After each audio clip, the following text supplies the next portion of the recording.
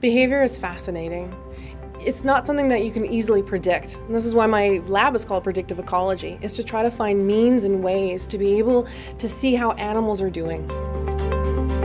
My name is Dr. Christina Semeniuk, and I am an associate professor at the Great Lakes Institute for Environmental Research here at the University of Windsor. I study the behaviors of multiple freshwater fish species in the Great Lakes.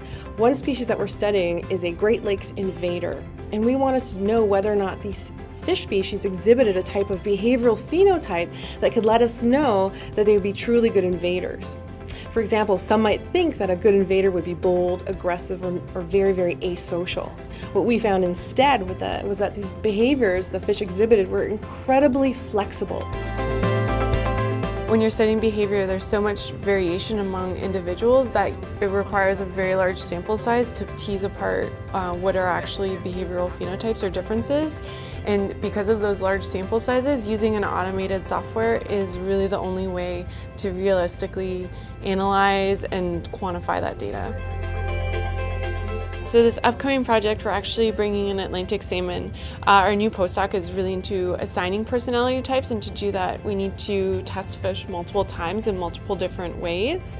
So we'll be doing repeated tests, but then at the end we're actually going to put them all together into a mesocosm that will track their activity using a passive integrated transponder antenna array. To validate that antenna array, we'll also be using EthoVision with the multi-individual module, which is the first time we'll be using that. EthoVision is helping my master's students and my PhD students and my lab as a whole with reliability. There are certain metrics that we're getting from the behaviors we're noticing that are highly quantifiable. EthoVision allows us to quantify behavior, not just qualify behavior.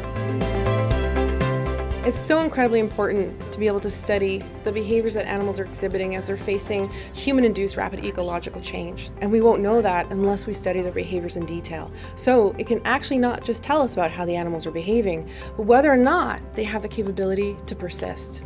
And that is incredibly important, and that's what behavior can contribute.